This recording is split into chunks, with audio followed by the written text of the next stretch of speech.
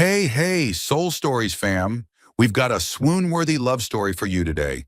Let's jump in and tell us, what city are you watching from?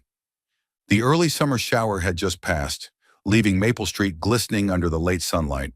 Amid the crowded row of shops, a little cafe called Sunny Beans stood out. Not because of its signboard, but because of the buttery aroma of freshly roasted coffee drifting all the way down the street. Inside, a few regulars were chatting away. Old Mr. David was reading his newspaper, two college girls huddled over their laptops, and an artist sat sketching intently. The atmosphere was so cozy that anyone who walked in immediately felt wrapped in warmth, laughter, and the rich scent of coffee. Emma Carter bustled between tables, balancing a tray of steaming muffins. Her brown hair was loosely tied back, with a few messy strands falling across her forehead. But her smile was so bright it made everyone forget her clumsiness. "Mr. David, your coffee's without sugar today. Too sweet, and it might remind you of your ex." The whole cafe burst into laughter. Mr. David shook his head. "This girl's mouth is sweeter than 3 spoons of sugar." Emma shrugged. "That's how I keep my customers coming back." Just then, the door swung open. A tall man stepped inside, and the room seemed to pause. He wore a perfectly tailored black suit, a silver-gray silk tie, and shoes so polished that they reflected the light. His dark hair was neatly styled, his chiseled face as cold as if it had been sculpted, and his silver-gray eyes swept the cafe with quiet command. Even a single step radiated the kind of aura usually reserved for the covers of financial magazines. No one knew who he was, but even Mr. David set his paper aside to stare. The two students whispered, "Oh my God, he looks just like a K-drama CEO." Like? Even better. Emma was different. Tilting her head, she muttered, loud enough for the nearby artist to hear, "What, did he get lost, walking down from some runway?" She approached the empty table where the man sat and put on her professional smile. "Hello, what can I get you?" The man glanced at the menu for exactly 3 seconds. His voice was low, calm, yet commanding. "1 espresso, hot, no sugar." Emma raised a brow. Wow, the full-on cool guy act. She leaned forward, jotting the order with mock drama. "Got it. 1 espresso, hot like your personality and bitter like my life." The regulars chuckled. The man froze, just for a moment. No one had ever dared speak to him that way. Usually when he spoke, people either bowed or flattered him. But this girl... He frowned, ready to brush it off, yet the corner of his lips twitched, like he almost wanted to laugh but held it back. 5 minutes later, Emma set the espresso in front of him. He took a sip. The strong flavor spread across his palate. Good. Very good. He set the cup down, reached into his jacket pocket, then stopped. No wallet, exactly as planned. Adrian Blackwood, the young CEO of Blackwood International, one of the largest hotel groups in the world, had left his wallet in the car. A little test. He wanted to see how staff would react when a seemingly wealthy customer forgot his wallet. Fear, panic, or groveling. 10 minutes later, he looked up and calmly announced, "It seems I forgot my wallet." The cafe buzzed. A man dressed like a corporate tycoon forgetting his wallet? Didn't make sense. Emma planted her hands on her hips, staring at him. Her brain raced. If it were a regular, she'd just let them pay later. But this suited-up, polished man claiming he forgot his wallet? That was pure gold for teasing. She sighed theatrically. "Wow, that's rare, but don't worry. We've got a very humane policy here. Anyone who forgets their wallet washes dishes to pay." The cafe erupted in laughter. Mr. David even slapped the table. "Good idea."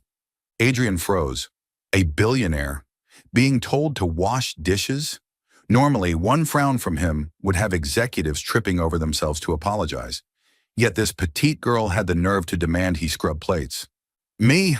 Wash dishes?" he repeated, his voice dropping lower. "Exactly."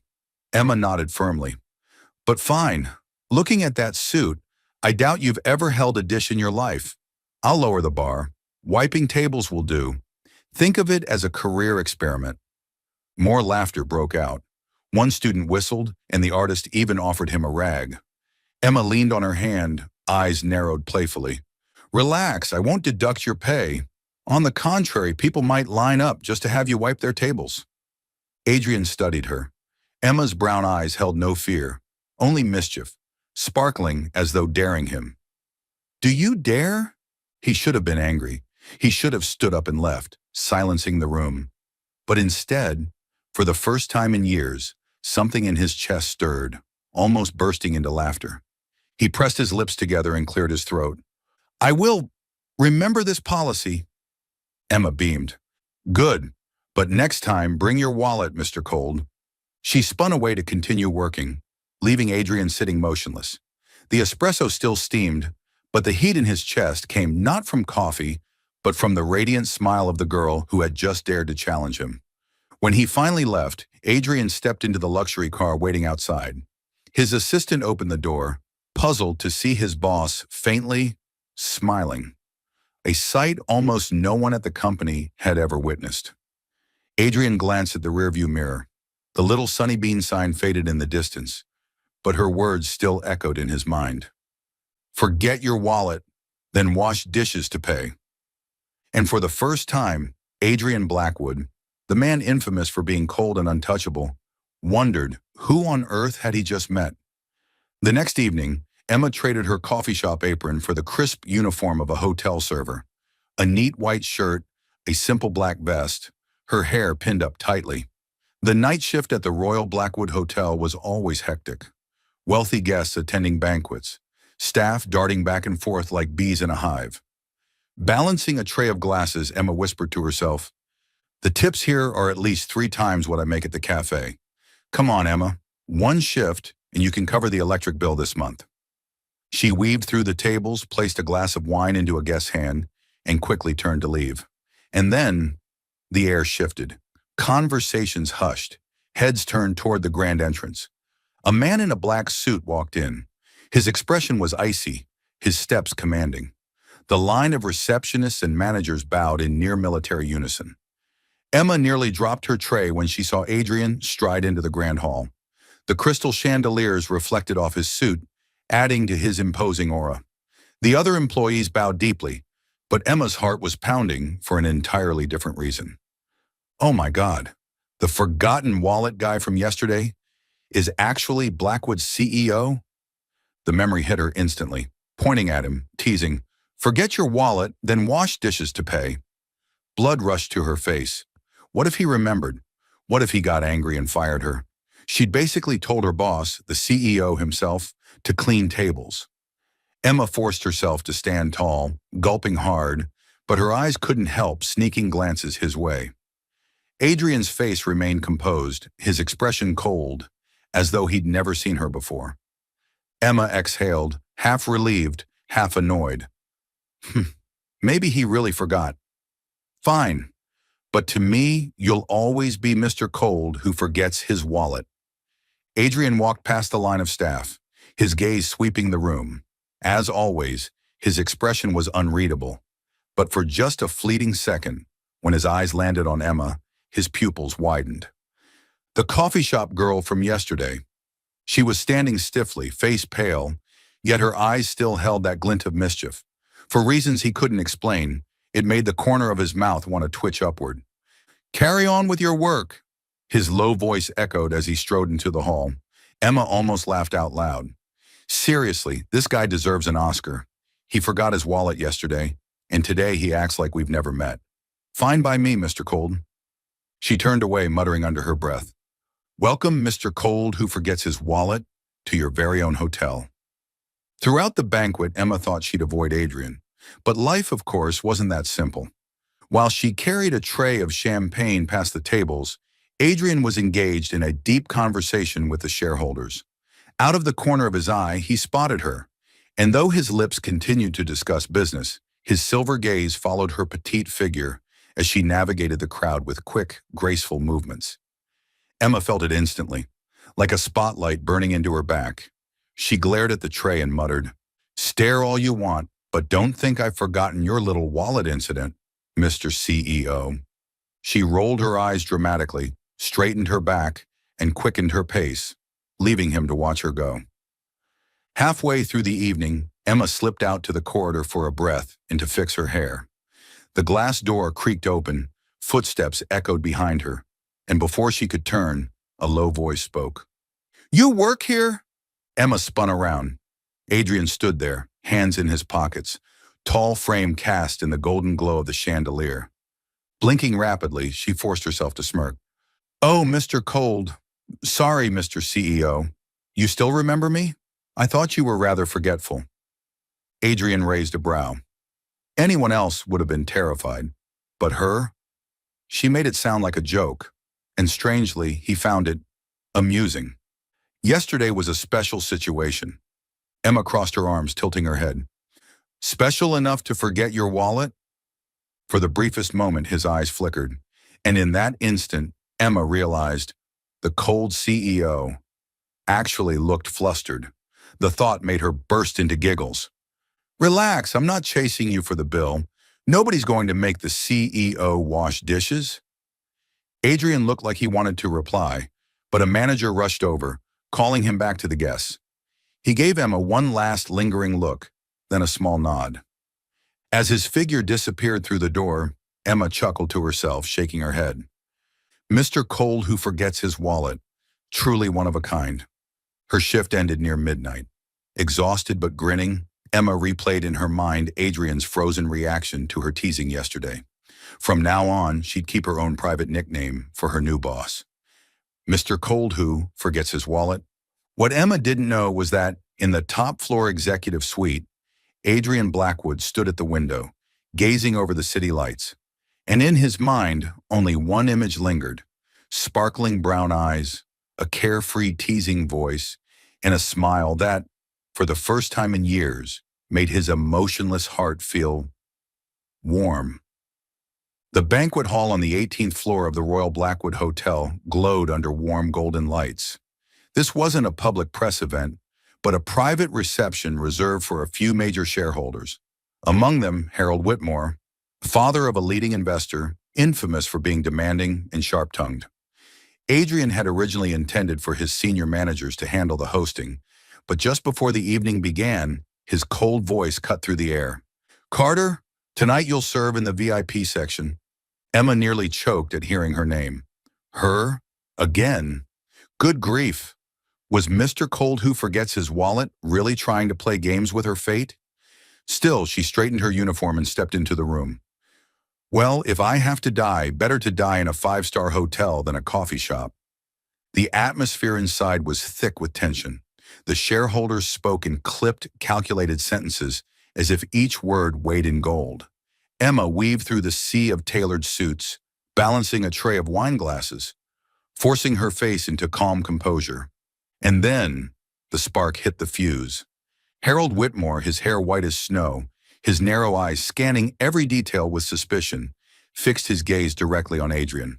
"Blackwood, you always claim your group prides itself on being approachable and human, but your staff, they seem sloppy and unprofessional." The room went dead silent. Some shareholders exchanged glances, clearly waiting to see Adrian embarrassed. Adrian remained steady, though his silver-gray eyes darkened slightly. He was about to respond when, to everyone's shock, Emma spoke up. Placing a glass of wine in front of Mr. Whitmore, she smiled politely, her voice calm and mature. "Sir, if I may, I'd like to say a word." The room stirred. A server, daring to interrupt? But Emma went on, unfazed. "You're right. I'm just a regular staff member, hardly polished. But that's exactly why I'm the one closest to the guests. I may not understand profit margins, but I know when a guest wants an extra napkin, less ice, or simply someone to chat with about the weather. And I believe sometimes human service begins with the little things like that." Mr. Whitmore raised his brows, caught off guard by such a measured response. Emma gently topped off his wine glass and added with a soft grin, "And as for being sloppy, if by the end of tonight you still think we're unprofessional, I'll gladly wash dishes for a whole week to make up for it." The remark landed with just the right touch of humor. Laughter rippled through the hall, easing the tension. Even Mr. Whitmore chuckled softly, his hard eyes softening. "This young lady knows how to speak." Lifting his glass, he nodded. Very well, I'll remember this. Blackwood, at least you've got staff who embody the human service you boast about. Seated nearby, Adrian's silver eyes never left Emma. He was accustomed to submission and silence from subordinates. No one ever dared intervene while he faced shareholders. Yet this girl had boldly intercepted a blow aimed at him, not only without losing points, but winning them flawlessly. After the reception, when the guests finally left, Adrian called Emma to stay behind. "Who gave you permission to speak for me?" His voice was low, cold, though not hiding the faint tremor beneath. Emma lifted her chin, meeting his gaze without flinching. "No one. But if I hadn't spoken, your evening would have been ruined over one grumble from a cranky old man. I simply saved you." Adrian froze. He should have been furious. Yet what he felt was something dangerously warm, as though a tiny slip of control had just been stolen from him by this small, fearless girl. And disturbingly, he liked it. Emma gave a small laugh, bowing her head. "Don't worry, I won't charge you for the rescue, but if you forget your wallet again, I might reconsider." With that, she spun on her heel and left, leaving Adrian standing motionless under the golden light, feeling for the first time in years powerless in an entirely new way. Friday night, the city was livelier than usual. Streetlights shimmered against the damp pavement after the rain, scattering golden-orange reflections. Emma had just finished her evening shift and slipped off the cheap high heels that had been tormenting her feet. The air was chilly, her breath misting in the night. Pulling her thin coat tighter, she hurried across a crowded intersection. Just then, a little girl, no more than 7, darted into the street, chasing after a rolling ball. Tires screeched violently as a sedan barreled forward, only a few meters away. Without thinking, Emma hurled her bag onto the sidewalk and lunged. She grabbed the girl, twisted her body protectively, and tumbled to the curb. The car screeched past, leaving the acrid stench of burnt rubber. Shouts rang out, pedestrians crowded around. The little girl sobbed in Emma's arms but had only a few scrapes. Emma's chest heaved as cold sweat beaded her forehead. "You're okay now, sweetheart. Just hold on to your ball tight next time. Don't let it run away again." Her voice trembled, but she forced a playful lilt to calm the child. The girl clutched her ball like it was life itself, nestling into Emma's chest. From the crowd, a tall man pushed forward, striding fast. His dark suit couldn't hide the tension in his frame. His silver-gray eyes were locked on the scene. Adrian. He had seen it all. The moment Emma had thrown herself into the street, time had frozen. A small, ordinary girl risking everything for a stranger's child. Reckless, instinctive, and braver than sense. Adrian crouched to check the girl, then looked up at Emma. His voice was low, deep, and cutting. "Are you insane? Running out like that? What if the car hadn't stopped in time?"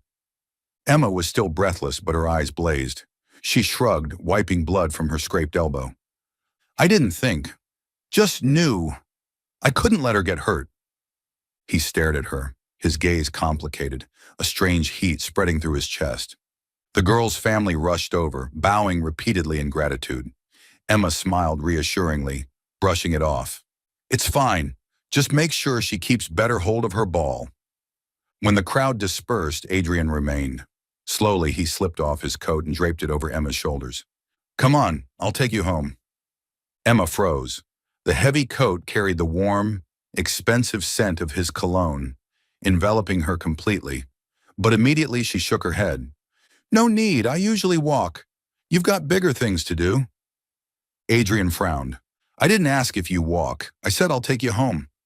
Emma let out a soft laugh, her voice light but firm. "Mr. Blackwood, you can order your staff or your shareholders. But me, number I can manage on my own." She slipped the coat off, handed it back, gave a quick nod, and walked away. Adrian stood frozen in the street, watching her small figure merge into the crowd. The lamplight caught her high ponytail, her sweat-damp face still glowing. For a moment, the man who commanded absolute power had no idea what to do. Back in his car, Adrian sat in silence, staring at the city through the window. His mind replayed the image of Emma sprinting into the street, clutching the child. A man who lived by cold logic, calculations, and profit. shaken by one impulsive act of pure humanity. His grip tightened on the wheel. For the first time he realized, perhaps his life had been cold for too long. And maybe, just maybe, it was this ordinary girl who had made his heart beat in a way he had almost forgotten. Meanwhile, Emma returned to her tiny room on Maple Street, collapsing onto the bed in exhaustion. Her elbows stung, her feet throbbed, but her lips curled into a smile at the memory of Adrian's stunned expression. So Mr. Cold actually freezes sometimes too. Turns out, he knows how to worry about people after all. She pulled the blanket over herself, murmuring, "Okay, Emma, don't overthink it. He's just a rich boss with ice-cold eyes, nothing more." But deep down, a strange, lingering heartbeat refused to fade. Night fell over Riverside Avenue, the glass windows reflecting the rush of evening crowds. Emma stood in front of Loeb, the restaurant where low-hanging candlelight looked like stars deliberately dropped within reach. She checked her watch. Exactly 7 p.m. The text had come 2 hours earlier. "I'd like to invite you to dinner, to say thank you," followed by an address. Short, direct, the style of a man who never needed many words to get what he wanted. The door opened, and a server led her past rows of gleaming silver and crystal. In the corner, Adrian was already seated. The warm light draped over his deep blue suit, carving patient lines across his face. When he saw Emma, his silver-gray eyes softened, so slightly that anyone else would have missed it. "Thank you for coming," he said. "I came for the truffle mushroom risotto, not for you." Emma slid into her chair, lips curling in a sly smile. He paused a beat, then laughed. Not the polite curve of his mouth she'd seen before, but a real, low sound startled out of him. She noted it instantly. His laugh was deep, like a cello note. The waiter poured wine. Emma swirled her glass slowly, breathing in oak and ripe fruit. Adrian watched, half curious, half amused. "You know wine?" he asked. "Not really. I just know good wine is like a good story, an inviting start, a rich middle, and a satisfying ending. Bad wine is like an email from finance." Adrian's eyes glinted. "Finance emails wounded you that much? They're cold, long-winded, and always make me want to run away. Kind of like the first time I met you." A breath escaped him, laced with humor. "I didn't know I was that terrifying." "Not terrifying, just too quiet. Quiet people usually have the most to hide." A flicker of shadow crossed his face. "Perhaps," they ordered. Conversation flowed like a river after rain, effortless without the grit of small talk. Emma told stories of her cafe mornings. The old man who bought a latte every day, but always left half untouched, just to save the smell for the afternoon. Adrian listened, occasionally dropping a single precise question that opened another branch of her tale. "What did you major in?" he asked as the appetizers arrived. "Communications. I like telling the stories of ordinary people through the extraordinary details, like the mother who hangs a scarf by the door to remind her son to take his raincoat. Every evening the scarf is wet, not from rain, but because she washed it daily. You see things others overlook, and you see what others don't dare. Numbers, risks, greed." Emma rested her chin on her hand. "Funny thing is, those two still meet in the end. A hotel can't survive on marble floors and perfect smiles alone. It needs kindness behind the scenes." He said nothing. Monday meetings suddenly felt less solid. In the past hour, she had made him laugh 3 times and sit in silent thought 5, a record no one else had ever achieved. "Yesterday," his voice dropped, "if that car hadn't stopped in time—" "Don't say if." Emma set down her cutlery, steady gaze locking on his. "The child is safe. That's enough." For a moment, Adrian's cold facade thinned like morning mist. He sat back, as though admitting to himself that not everything could be controlled, and maybe that wasn't as frightening as missing it altogether. The main course arrived. Emma tasted a spoonful of risotto, closing her eyes in delight. Like a symphony written in rice. You should try it." "I thought you came for this dish, not for me." Adrian smiled slowly. "I came for the dish." She lifted her fork. "You're just the extra topping." He laughed again, the sound loosening something in his chest like a window finally opened. They talked about books. He favored works that dissected power structures, while she preferred novels with open endings because life doesn't stop on the last page. They talked about the city. He saw it from helicopters, she from sidewalks, and they laughed, realizing that from different heights, they still saw the same late light flickering out. When dessert was served, Adrian turned to the waiter. "Check, please." He reached into his inner pocket. One beat, two. His usually unshakable face cracked slightly. He searched again. Phone, keys, wallet, left in his desk drawer. Emma noticed. She didn't laugh, didn't tease. She simply looked up at the waiter. "Put it on my card, please." "Emma," Adrian's deep voice carried a rare note of unease.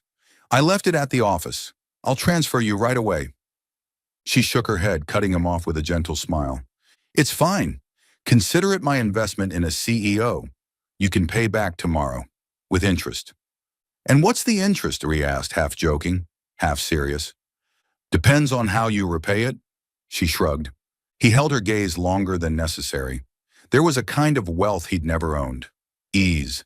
And somehow, she just lent it to him for a moment, like shielding someone else from a sudden draft. Outside, the river breeze was cool. On the sidewalk, a violinist played La Vie en Rose. Adrian offered to drive her home. Emma hesitated for half a second before nodding in agreement. Not because she needed to, because she wanted to. The car glided smoothly, the city rolling past like slow film. He kept his eyes on the road, then said quietly, "No one's ever invested in me like that. No one's ever let me see them forget their wallet like that. Call it even." Her voice was soft. They stopped on Maple Street. The cafe's lights were out, its sign faint in the dark. Emma opened the car door. "Thanks for dinner, and for listening.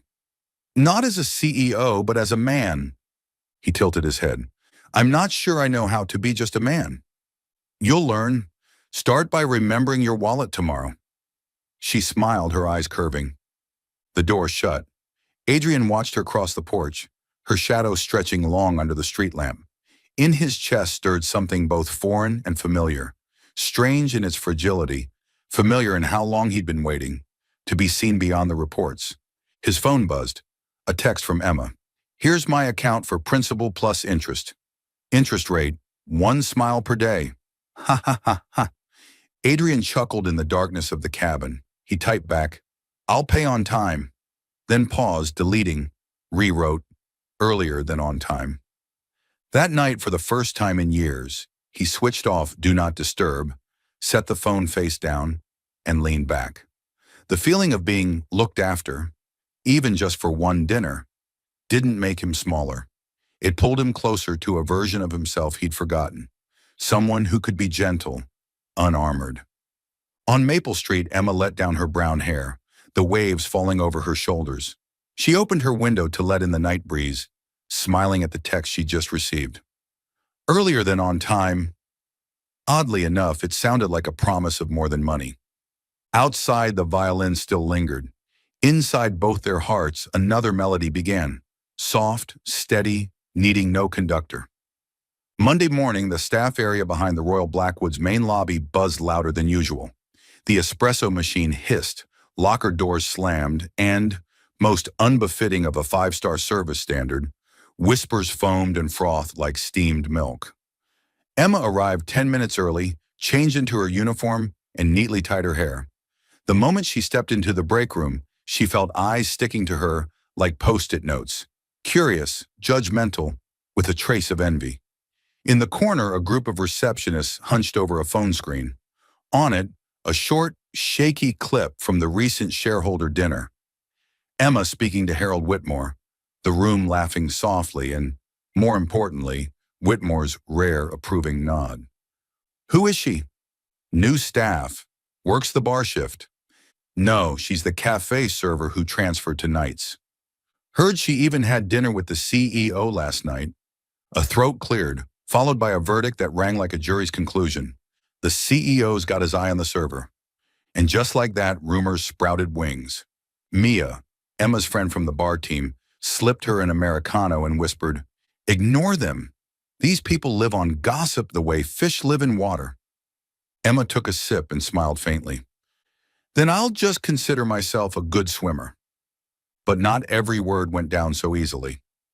Later, while Emma checked the wine stock, two banquet staff walked past, speaking just loud enough for her to hear. Crazy. Some of us work here for a year and never get noticed. She shows up and bam, special attention. Yeah, well, some people know how to draw attention better than others. Mia caught the flicker of pale across Emma's face and tried to tug her away. But Emma set the bottle down, turned calmly and spoke. Voice not loud but clear. If drawing attention means making the boss laugh at a dinner full of frowns, then yes, I did that. She shrugged, her brown eyes steady. At least I got him to smile. Can you? Silence. The two laughed awkwardly and shuffled off. Mia gaped at her like she'd just seen a karate move. That was clean. Emma smiled, though her heart still rippled. She could answer back, sure. But the echo of a cheap jab still lingered. Gossip had legs. It traveled faster than any elevator in the hotel. By 10 a.m., guests began to check in early. Emma moved to the lounge, serving tea for a group of Europeans. She worked at her usual pace, steady, unhurried, polite, but never servile. Across the concierge desk, Adrian walked with the operations director. Rarely did he step into staff corridors at this hour, but today he was inspecting post-event logistics. And he heard, in a hotel, walls may not have ears, but wooden floors remember. Along the back halls in the service elevators, outside the break room, words about Emma fluttered. CEO's favorite, knows how to talk, climbing too fast, and the one he despised most, voices dripping innuendo. Adrian stopped near the fresh flower display, his silver-gray gaze darkening. He hated when emotions were tampered with, and this morning, cheap stories had poked exactly where he didn't allow anyone. He recalled last night's car ride, the text earlier than on time, a light promise, even though he hadn't named it yet. But one thing was clear, it was not a promise to leave her adrift in a tide of pettiness. Call Doyle and all department heads for a meeting at 11, he told the operations director. HR 2. Topic, workplace culture. Is there an issue, sir?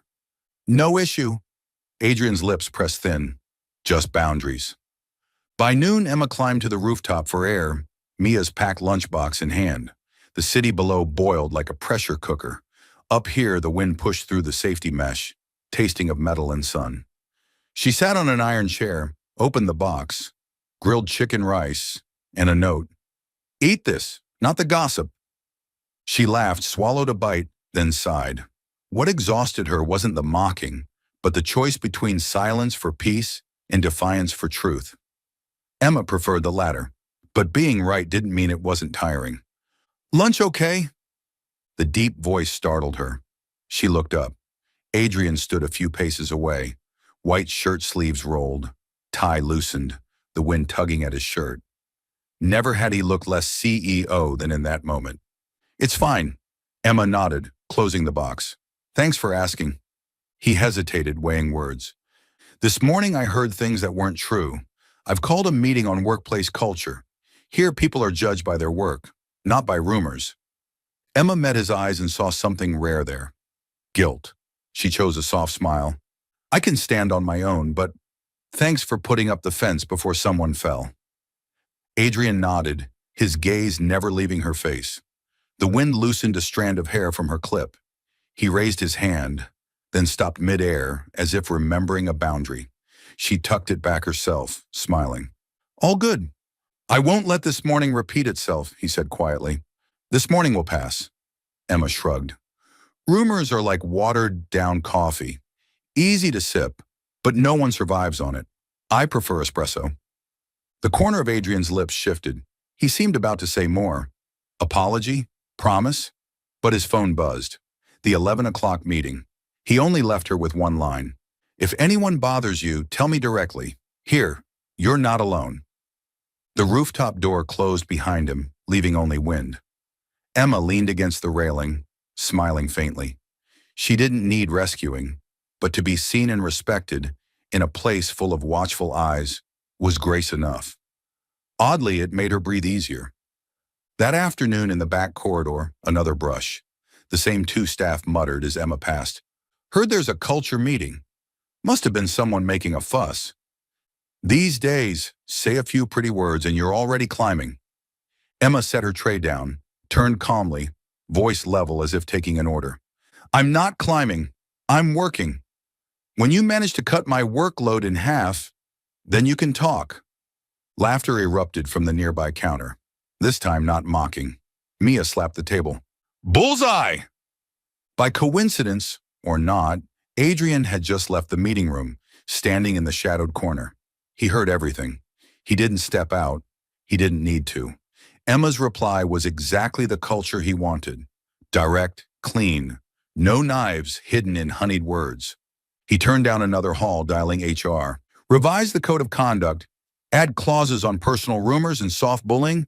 Training for all managers this week. And he paused, then added clearly, start with Doyle's team. And that evening, Emma finished her shift and headed for Maple Street. A text buzzed before she turned the corner. Windy tonight. Walk safe. No name, no emoji. But she knew. Short, like a period at the end of a sentence. Enough. She stopped under the street lamp typing, I'm fine. Remember to smile tomorrow. Then erased it. Wrote instead, thank you. See you tomorrow. Sent. Light as air. Across the city, Adrian read the line in his empty office, the glow softening the harsh light. He leaned back, realizing something almost laughably simple. He could sign 1,000 contracts without blinking, but today just one sentence from her. At least I got the boss to smile, made him want to owe her that smile. Every single day. He couldn't let her stand alone.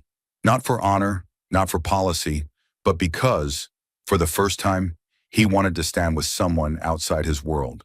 Someone he didn't need to step over to keep moving forward. Outside, the night closed gently. Rumors hushed.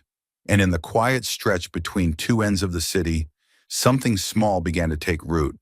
A man learning to smile, and a girl learning to believe the smile wasn't for the crowd. Still following the story, if this story found you outside of Soul Stories, we invite you home, to where every touching tale begins with truth, hope, and heart. The invitation read, Aurora Gala Autumn Charity Ball. Venue, the glass atrium atop the Royal Blackwood, where the entire city stretched below like a glowing map. Emma stood before the mirror in a borrowed black evening gown, ankle length, strapless, fabric flowing soft as an unspoken promise. She'd refused the stylist Adrian sent, as well as the glittering PR wardrobe. Instead, she borrowed a dress from Mia and did her own makeup. Little but enough. Plum red lips, thin eyeliner. Go as yourself, she reminded herself. No one else can wear your poise. The elevator opened. The glass atrium sparkled like a constellation. Gowns, diamonds, laughter pitched higher than natural. From across the room, Adrian approached in a black tuxedo. The light bounced off satin lapels, sharpening the frost in his silver eyes. But when he saw Emma, that frost melted by a degree. You're here, he said, voice low, slow, as though speaking too firmly might shatter her. I came for the cheese buffet. Emma's lips curved. You're just the backdrop. He laughed softly, dipping his head. A passing manager froze at the rare sound, then slipped back into the crowd. Emma wandered the sea of gowns like walking through a jewel exhibit. Every step was a story of lineage, power, and networks. She didn't flinch. She observed. That woman's smile didn't reach her eyes. That man sipped champagne like counting shares. A few eyes skimmed her dress, assessing its lack of label. Emma lifted her glass unbothered. Being out of place only hurts when you try to hide it. Emma Carter, isn't it? A woman's voice glided in, velvet lined with knives. I'm Vivian Sterling. Adrian's ex. The name carried a chill ahead of her.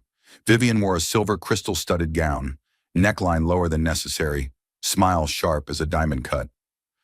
I've heard quite a bit about you. Vivian tilted her head. Impressive, really. After us, no one's held Adrian's interest for long. He stayed single since me. Understandable, of course. United States. Emma set her glass on a passing tray and met her gaze. Congratulations on being his life lesson. People pass through each other to learn something, don't they? Vivian blinked. Her smile didn't falter, but her eyes shifted. They flicked from Emma's shoes to her unbranded gown. And you think you're what exactly? A friend at present. Emma's tone was calm. And friends aren't measured in carats. Vivian chuckled softly, like applauding a juggling trick. Then she leaned closer, whispering, "Careful. In rooms like this, kindness is easily crushed beneath expensive heels." "That's fine," Emma shrugged. "I wear soft shoes." The exchange ended as the crowd parted like water. Adrian approached, steady pace, hands settling lightly on Emma's back. Just enough to say, "I'm here." He turned to Vivian. "As sharp as ever tonight, Vivian."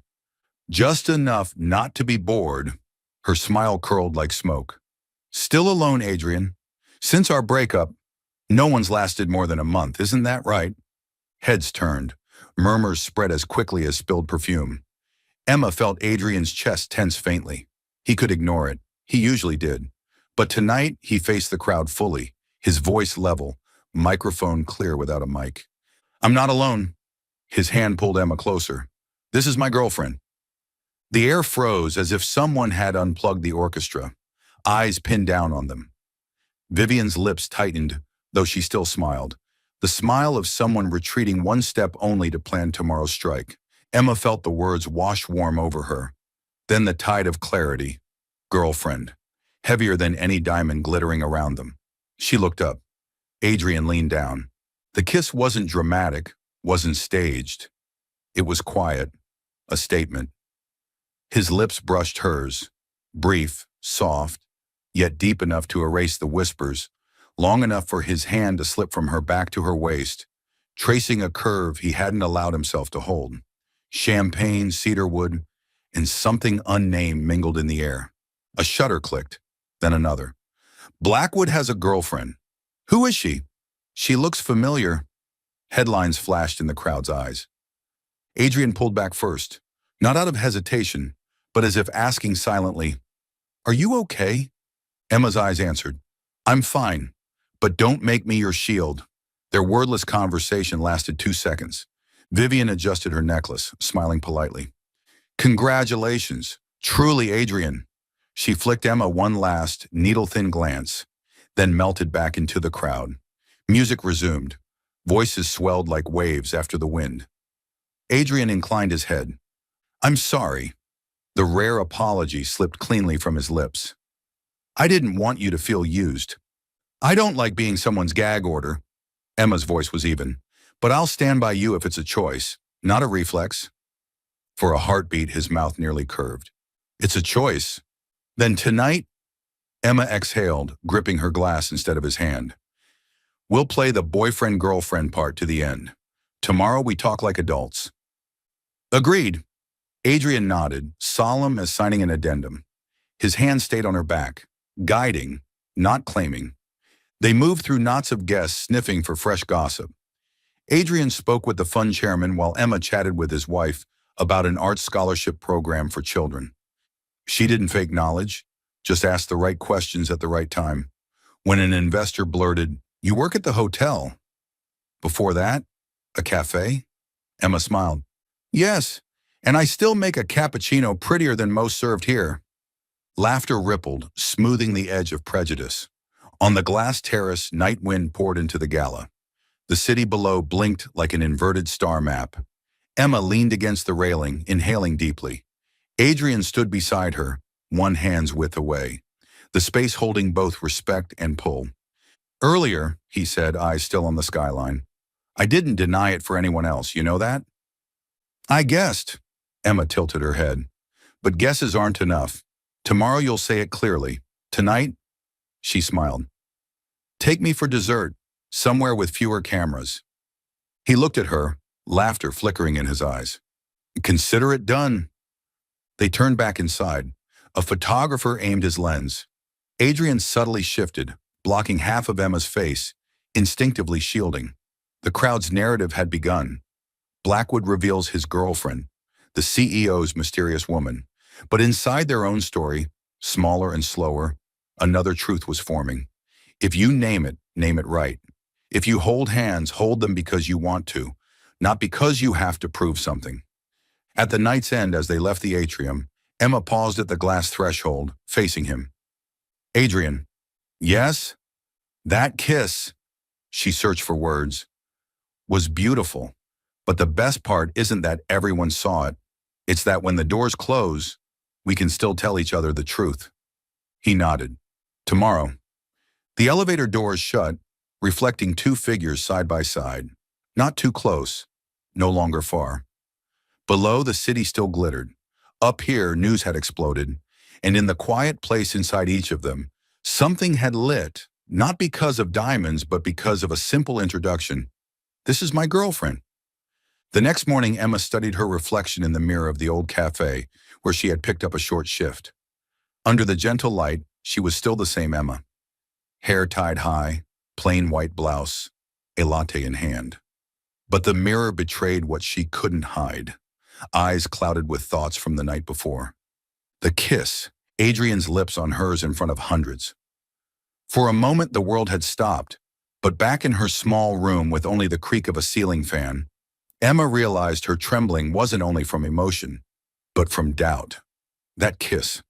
It was a shield, a move to silence an ex's mockery. Not for her, for him. By afternoon, Emma returned to the Royal Blackwood. The hotel buzzed louder than usual. Tabloids had already splashed headlines. Blackwood CEO reveals girlfriend at Aurora Gala. Photos of Emma in the black gown beside Adrian spread across social media, captioned with half admiration, half scrutiny. The billionaire's mystery lover.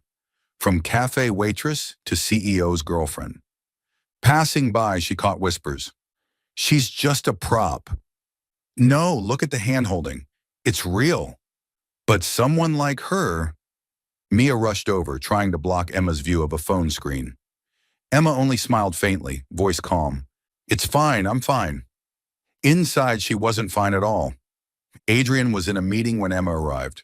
The moment he saw her through the glass, he set his pen down and signaled his assistant to delay 10 minutes.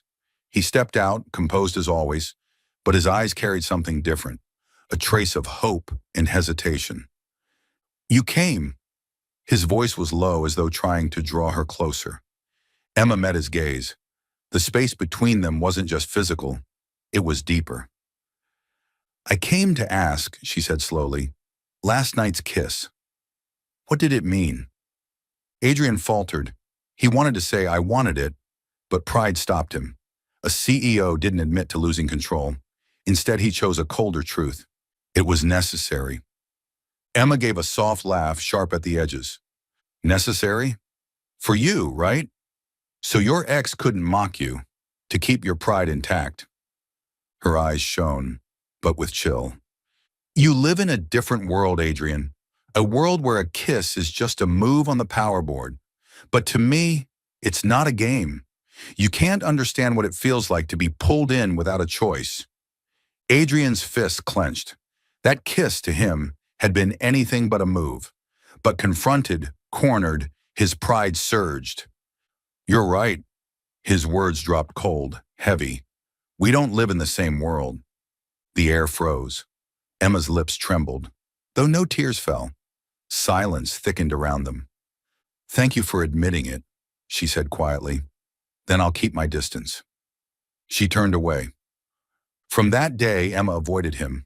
At the hotel, she chose dawn or late-night shifts to minimize her chances of crossing paths. When she had no choice but to meet him, she was formal, measured. A nod, a short report, then gone. No gaze, no smile. Adrian watched. The closer he tried to step, the more he crashed against the wall he himself had built with those reckless words. We don't live in the same world. He remembered her pulling the child from traffic, her boldness before Whitmore, her small smile when she'd said investment with interest. Those had reached him. No world between them. Now there was only emptiness. One evening, Adrian's car rolled down Maple Street. The little cafe where Emma once worked mornings was still lit. She stood behind the counter, tying her hair, making lattes for regulars. He pulled over, slipped inside, and sat at the farthest corner, watching her laugh with Mr. David as if nothing weighed her down. She set a latte before him.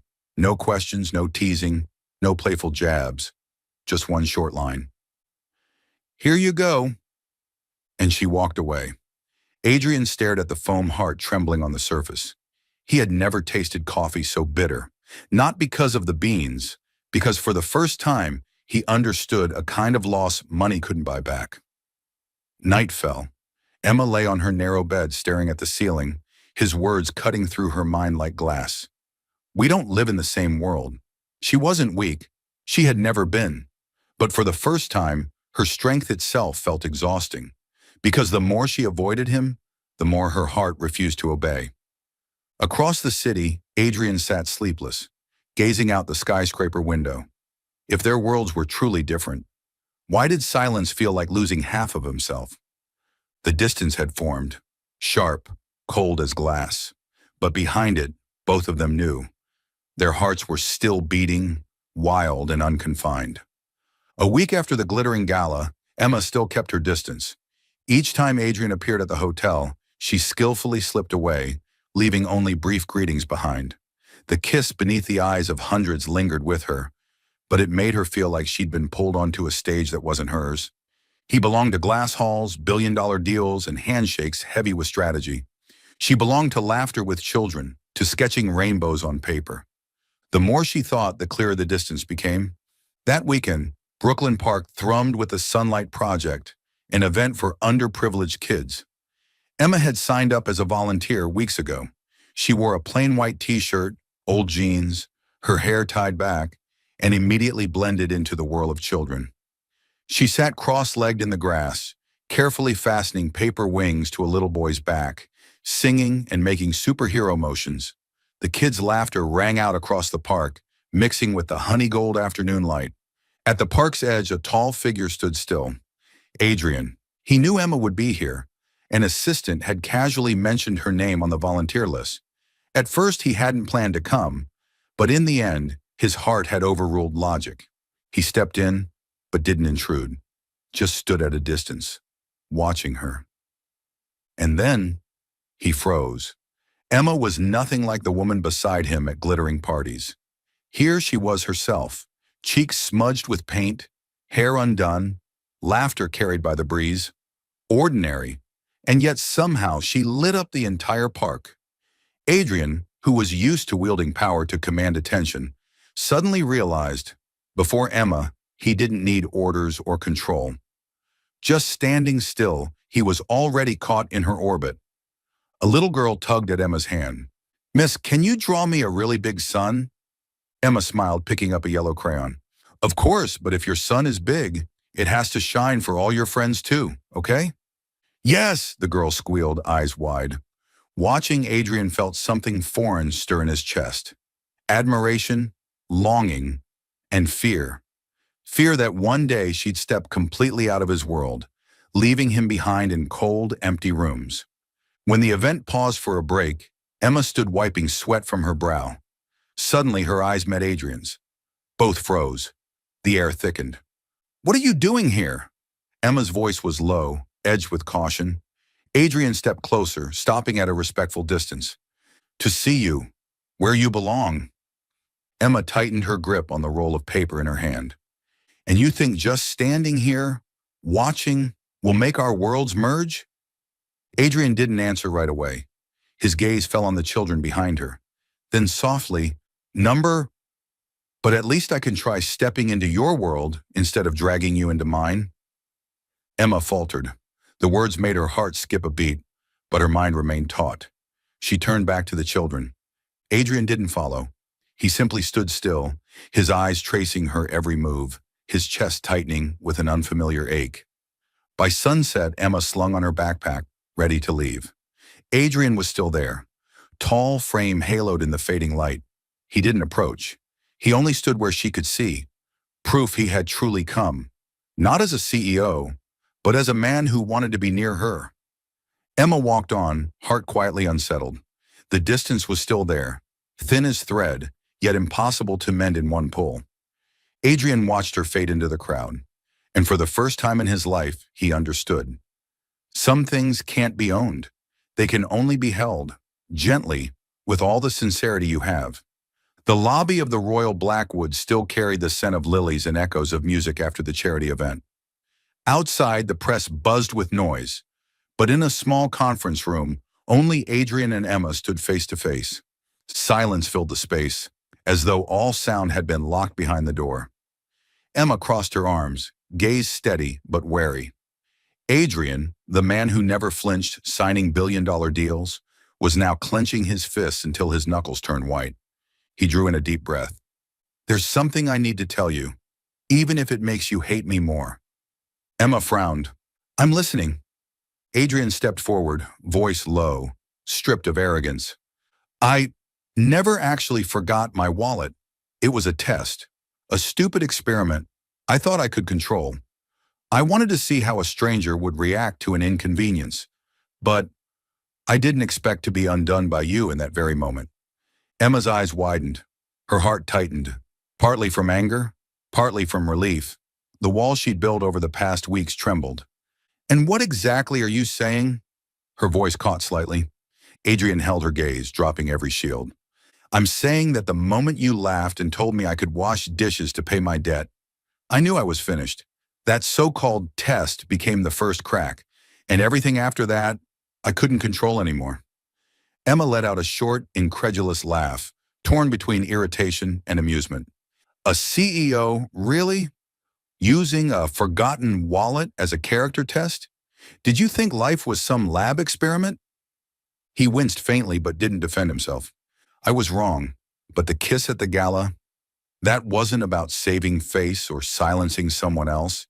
It was real. I wanted it. I wasn't calculating, Emma." The room went still. Emma searched his expression, looking for the familiar flicker of polished deceit she associated with men of his world. But in those gray eyes was only sincerity. Clumsy, vulnerable, startlingly real. She chuckled softly, shaking her head. "I don't know if I should scold you for being arrogant or pity you for being so awkward. Maybe I'll give you a point for at least admitting you were a fool." Adrian's brow furrowed, then unexpectedly he laughed, a rare deep sound, not polite, not rehearsed. Emma exhaled, slipping her hands into her pockets. "All right, I haven't forgiven you completely, but I'm tired of avoiding this. Let's see if we can at least talk like two normal people." Adrian nodded, his eyes softening noticeably. "Normal, that's what I want to learn." A warm pause filled the room. No taut strings, no cutting words. Just two people, daring to take one small step toward the truth. Emma squinted playfully. "But you still owe me a lot." Adrian tilted his head. "I'll pay it all. I'll take your word for now." She smiled, and this time, she didn't avoid his gaze. When Emma left the room, Adrian remained, letting his breath even out. He had finally confessed what he'd hidden all this time, in the clumsiest yet most honest way. Strangely, it lifted a weight from him, and as Emma walked down the bright hallway, her shoulders felt lighter too. Yes, he was a fool, but at least he was a fool learning how to be honest. After all the clashes and distance, a door had finally cracked open between them, and light was beginning to filter in. Saturday morning, Maple Street glowed golden, as though sunlight had been poured like honey. Sunny Beans opened early. The bell on the old wooden door chimed its familiar note. Mr. David was already at his usual spot, grumbling for less sugar or I'll start missing old flames. From behind the counter, Mia winked at Emma. "Beautiful day today." Emma tied her apron strings. She had lived through days like storms, the media noise rising and fading, work finding its rhythm, the charity project gaining traction. Amid all of it, one small but steady change stood out.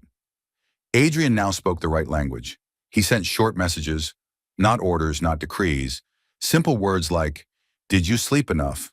or "It's hot today, bring water." That plain, ordinary language, oddly enough, paved the way to peace. The bell chimed again. Adrian walked in. He wore a white shirt, sleeves neatly rolled. No tuxedo, no entourage. Just a man stepping into a cafe on a small street. The room stilled for a beat, then resumed. People were used to seeing him sit by the window, read the paper for 15 minutes, and leave quietly with a smile. Emma looked up, their eyes meeting, soft as an autumn river. "What will you have?" she asked, professional with a trace of mischief. "An espresso, hot, no sugar." He smiled. "And if possible, 1 minute alone." Mia, quick to catch on, swung a reserved sign onto the long window table. Mr. David waved his paper. "Go on, I'll finish the sports page." Emma set the espresso down in front of Adrian. The steam rose, dark and smooth. But Adrian didn't drink. Instead, he reached into his pocket and placed a leather wallet, polished brown, familiar, right in the center of the table. "This time," he said slowly, eyes fixed on hers, "I didn't forget my wallet." The cafe hushed, as if someone had hit pause. Adrian opened it. Inside were no platinum cards, no thick bills, only a small ivory box. He lifted it, flipped it open. A platinum ring nestled inside, a modest, round-cut diamond glinting like dew caught in sunlight. Emma had never cared for jewelry, but in that instant, something shone brighter. The way he looked at her, direct, warm, with no glass between them. Adrian rose. No theatrics, just half a step back, one knee lowered onto the wooden floor, worn smooth by customers' footsteps. "Emma Carter," he said, and for the first time his voice trembled. "I've walked too long through cold rooms. You pulled me into the light. You taught me to smile on time, to tell the truth when I almost lied, and to stand beside the person I respect. Today, right where it all began, I want to ask, will you go with me? Not into my world or yours, but into the world we'll build with our own hands?" Mia covered her mouth. Mr. David tapped his spoon on the glass like a drum roll. Sunlight streamed through the windows, spilling across the table, the ring box in Emma's brown eyes. She inhaled. Part of her wanted to laugh. Another part wanted to cry. All the rushed months, the clashes, the misunderstandings, the steps apart and back together, collapsing into this moment. "Are you sure?" she teased, eyes glistening. "I talk too much, laugh too loud, and drag people to volunteer at 6 in the morning." "I'm sure." His answer came quickly, surprising even himself. "And I know how to wash dishes." Emma laughed through her tears. She reached out her hand. "Yes." Applause erupted like the first fireworks of the season. Mia leapt and hugged Emma before darting back to the counter, shouting, "Free champagne. Wait, no champagne here. Fine, free cappuccino with hearts." Mr. David wiped his eyes, hiding them by adding another spoonful of sugar. Adrian slipped the ring onto her finger. Not too tight, not too loose. Just right, like the way they had learned to stand beside each other. Not to possess, not to let go. He rose. They embraced in the small cafe, surrounded by the scent of roasted beans and the sound of laughter. Outside, the city hummed, but in this wooden room, warmth had been sealed. That evening, they sat on the cafe steps, Emma's shoes brushing Adrian's. They didn't need many words. Mia popped open sodas, clinked cans in place of champagne. Messages of congratulations flooded Emma's phone. Co-workers, friends, mothers from the Sunlight Project. Reporters sniffed for headlines, but the cafe door stayed shut to cameras. That was Adrian's deal with the owner. Tonight was private. "Have you thought of a name for the new foundation?" Adrian asked, voice light. "What about Bean to Dream?" Emma rested her chin in her hand. "From one little coffee bean to a big enough dream. It rhymes a bit, but it's easy to remember." "I like it." Adrian's smile reached his eyes. "The foundation will fund mini libraries in rural hotels, community centers, art scholarships, and I have someone in mind to run it." "Who?" "Emma Carter, the lively powerhouse who drags CEOs out of bed to deliver books at sunrise. Say lively one more time and I'll demand a raise." She shot him a mock glare. "But fine. Deal." They planned like partners drafting a new project. Budgets, local partners, and ensuring the money reached the right hands. When Emma suggested placing a take red return shelf in the hotel lobby, she laughed. "Put it by the concierge desk. Let's hope people return books on time. Or, like certain people, return them earlier than on time." Adrian tilted his head. "I'm already paying interest daily, aren't I?" Emma pretended to weigh it. "Acceptable repayment terms so far." He looked at her as if the world had just found a new rhythm. The dominant CEO was still there, decisive, precise. But beside Emma, that dominance had learned gentleness, asking before holding her hand, shielding cameras instead of flaunting, stepping back so she could step forward with the children.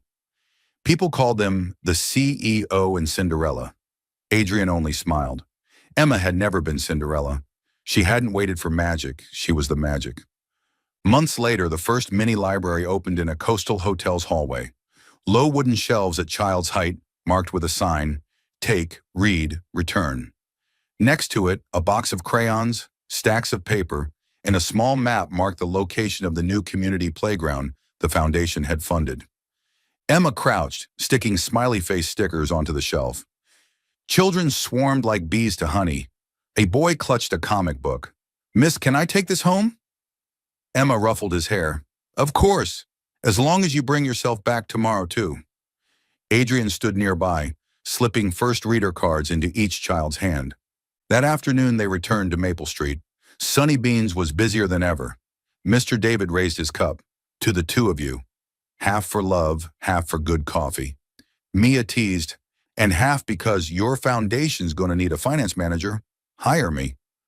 Under the table, Adrian squeezed Emma's hand. Not to show off, just to hold. He leaned closer, voice low. "Thank you for saying yes.